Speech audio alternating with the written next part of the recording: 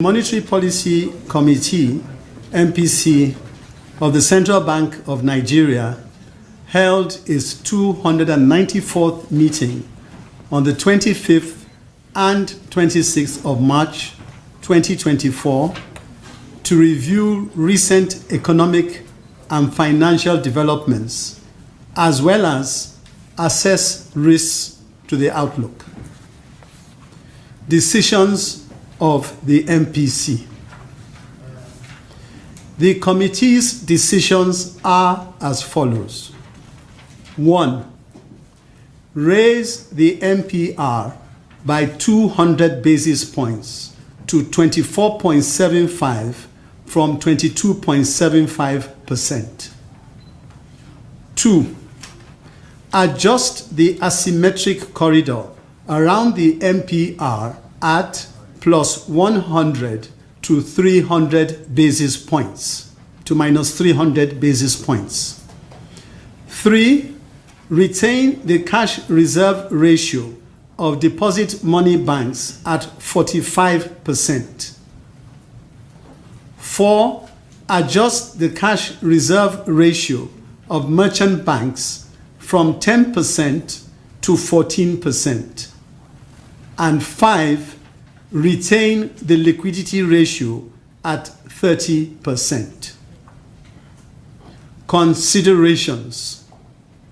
The considerations of the committee at this meeting focused on the current inflationary pressures and the need to anchor inflation expectations, as well as ensure sustained exchange rate stability. These considerations underscore the importance of the CBN's commitment to the price stability mandate and the need to urgently bring inflation under control to ensure that purchasing power of ordinary Nigerians is restored in the short to medium term. Members noted the continued rise in headline inflation, driven largely by food prices because of supply shortages and high costs of logistics and distribution. And this is still Business Daily, coming to you live on Trust TV. And that was the Central Bank of Nigeria Governor Chiamaka Enendu at the end of the just concluded Monetary Policy Committee meeting, where the committee decided, to increase the monetary policy rate by 200 basis points to 24.75%. And joining me now to discuss what that means, especially for you who's watching and wondering, what are all these numbers and how does it really affect me as an individual, is an economic analyst, Samson Simon. Thank you for joining us on Business Daily this morning. Thank you for having me. Good morning, Nigeria. Good morning to you too. Yes. But would like for you to, interpret this decision for us, especially for those who are watching and wondering, what does this mean for myself, who is probably a business person here, and how does it impact on my pocket, my money, the money I'm making? So I'd like for you to break this down. What does this mean, especially for the manufacturing and for SMEs within the Nigerian business space? Well, the Central Bank of Nigeria, alongside other central banks, has this overarching mandate, which is price stability. And price stability is about protecting purchasing power. If with inflation, your purchasing power is being eroded, and the central bank has the responsibility of making sure that does not happen. Should it happen, they should make it in such a way that this inflation is brought back to target. In Nigeria, the ideal inflation ranges between 6 to 9%. Globally, is 2% if you go to developed countries. But even at that 6 to 9%, we're doing way above that. Our headline inflation, the last time the data that came out from the MBS was 31.7, which means that is completely out of this world, is going through the roof.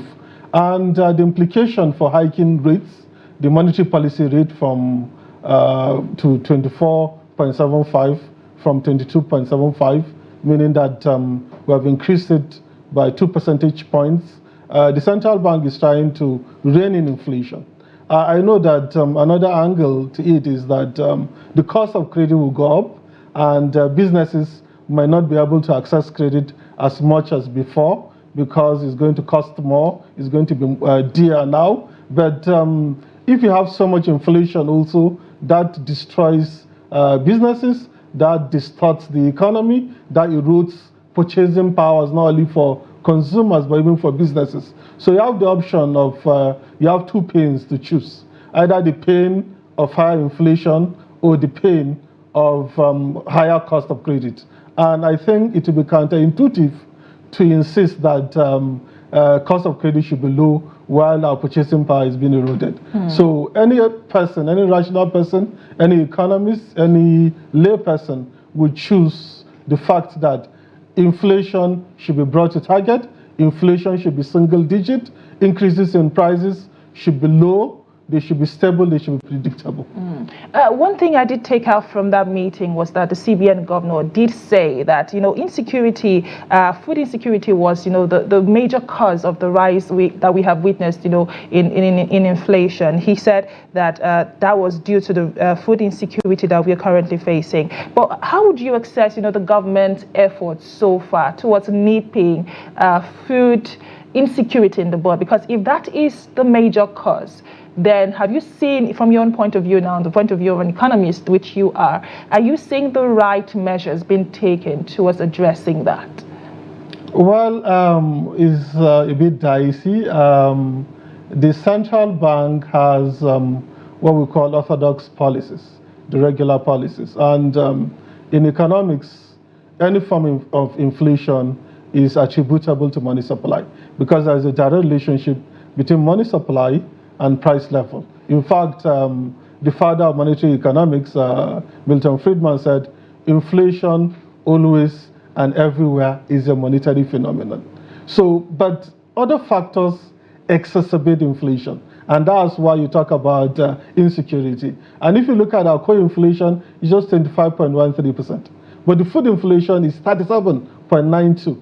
So the major problem is food inflation, and the reason for high food prices can largely be attributed to insecurity in the food producing regions of Nigeria. That is not within the remit of the central bank. And that was why the last central bank governor tried to pursue unorthodox policy to see if we could help with that. Sadly, it is not in the best interest of the central bank or even the best interest of Nigeria or the state for the central bank to go beyond what is within its mandate. Yes. So I think they should work alongside the fiscal authorities. They should never work at cross purposes. If they work together, there's this synergy, and they can help bring down not only core inflation, but food inflation. And money supply, because some people tend to live in denial in the sense that they feel, you have been hiking rates, we're not seeing results. Hiking rate is a necessary condition, but it's not sufficient. So you have to hike rates. That's one way of tackling inflation, but many other things have to be done. And the central bank needs to act alongside the fiscal authorities to bring down inflation, including food inflation. I was going to go to that, the area where economists have been speaking, towards the CBN's repeated hike in the monetary policy rate. Does this in any way indicate, the lack of alternative responses towards the rising inflation? Or are there really other things you are seeing the CBN do? Because like I said, there are, diverse opinions saying that this just might mean that the CBN lacks, other responses towards addressing the rising inflation. Well, in the past, we had this problem. While the central bank was hiking rates, it was still pumping money, and money supply was climbing. And they were doing it through unorthodox means. But with Olayemi Cardoso now in charge, he has promised us that he will not pursue that. No ways and means again, no fiscal interventions. If you look at our money supply, it has reached historic highs. So we were just deceiving ourselves. You were hiking rates and you were pumping money by other means. But now that we're serious with this increase in interest rates, but one thing we have to bear in mind too is that the impact of monetary policy is long and variable. There are some sources that suggest that when you hike rates, for you to see maximum impact, it may even take between 1 to 2 years. So it's not something that you just do immediately you see the impact. Like when they hiked interest rates by 400 basis points, it's not just overnight. I know that you see some impacts now, but for maximum impact, it may take some time. And it's not only about inflation, directly inflation. You know, one of the reasons for inflation is the exchange rate pass-through. And when you have higher interest rates, that attracts investment, that strengthens your currency. So if your currency is stronger, that will really help us with inflation, because one of the reasons we're having inflation is because the naira is actually going under, is being depreciated. That's by market forces, and sometimes even devaluation. When we try to unify the markets, the parallel market and the official market, automatically we devalue the naira. So those factors contributed. And there are many other factors, including the cost of fuel, transportation costs, when subsidy was removed. All these factors have to be tackled for us to bring down inflation to target. Well, I'm glad you said that you don't start to see the effects of this, right after, because most people, would say, this happened. We saw the increase by 400 basis points just recently. And what has that done so far? But I'm glad you pointed that out. So let's talk about, the effect of this in the long run. And let's talk particularly about, non-performing loans or loans generally. There are, conflicting opinions, especially with some economists saying that this just might, lead to increased loan defaults and hinder economic growth, basically. That is bringing it to non-performing loans. Do you share or agree with that school of thought? Yes, they have some point in the sense that the higher the interest rates, the more difficult for people to pay up.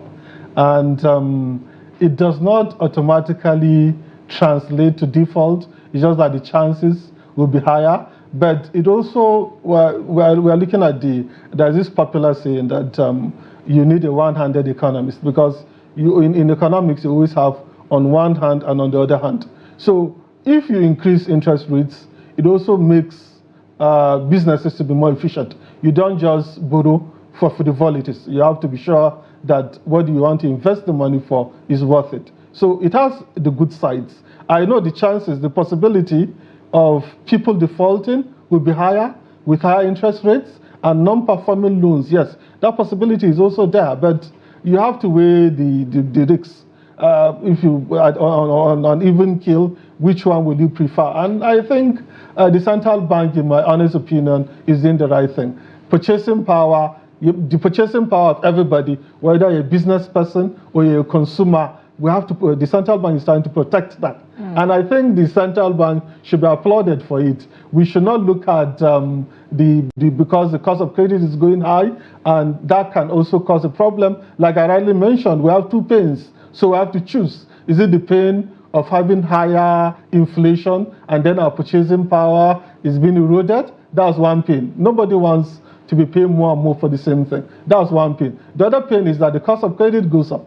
So any person, whether it's an economist or a non-economist, will always choose the ability to protect purchasing power, even if the costs of credit will likely go up.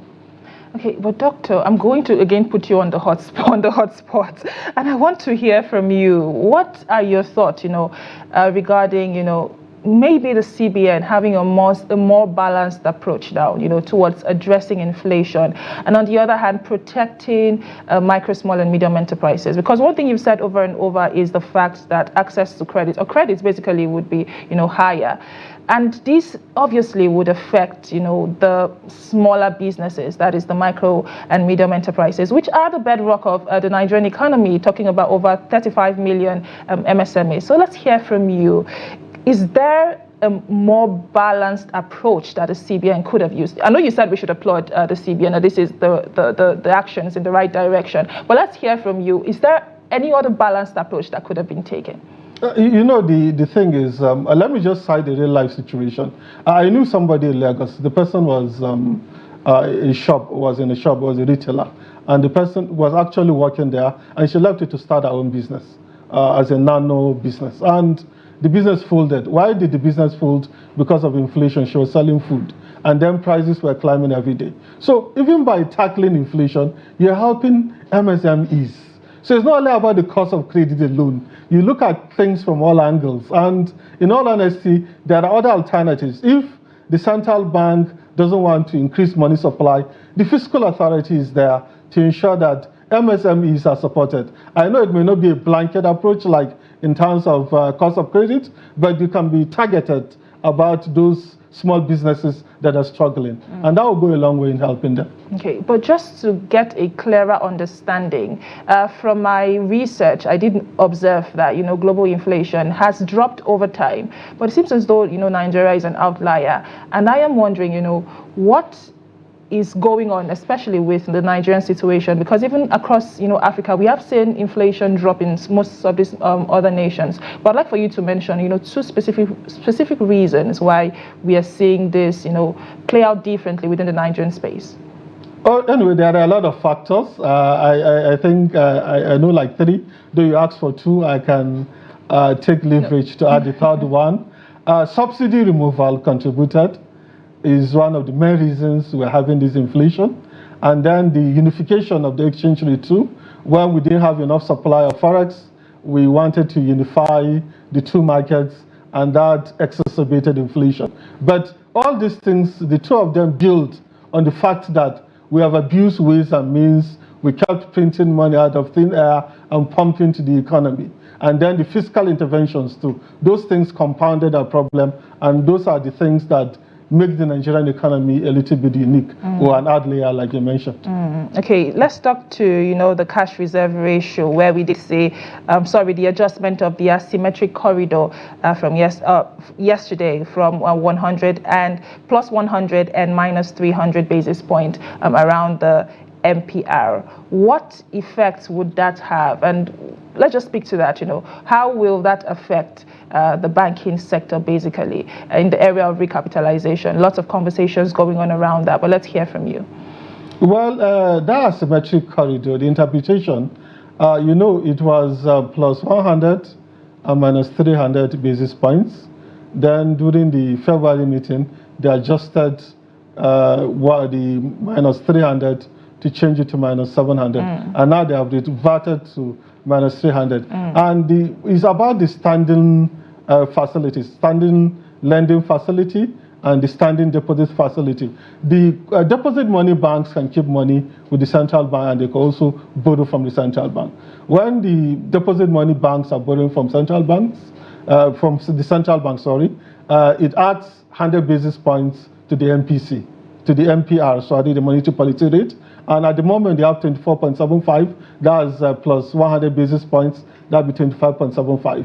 And then when you're depositing as a deposit money bank, if you're keeping money with the central bank, that'll be minus 300. It was minus 700. So I think the central bank is trying to make those deposit money banks to keep more money with them, because you are saying it was minus 700 before. From 22.75, you take 700 basis points, that'll be around 15.75, right? And now minus 300, when it's 24.75, that'll be 21.75.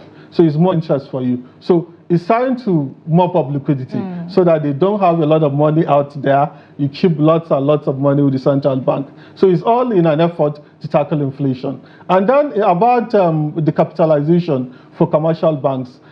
When the last capitalization was done under Solido, I think in 2005 or so, if you consider the value of the money then, with the exchange rate, the purchasing power has been eroded. So there is a need. And if you have if you have an economy that cannot be supported by the banks, that creates problems for the economy and even for the banks. So the central bank is trying to make them to show up this market capitalization so that they can be strong enough to support a bigger economy like the central bank is prospecting. Indeed. Dr. Samson Simon, who has spoken rather insightfully on the recent concluded Monetary Policy Committee meeting of the CBN and the decisions that were made at the end of that meeting. Thank you again, Doctor, for all the insight you've given to us on today's edition of the program. Thank you for having me. Thank you again. And this is where we say our goodbyes on this edition of the program. Join the conversation and let us hear your thoughts on the topic of discuss today. My name is Chiamaka Enendu. Thank you for watching and bye for now.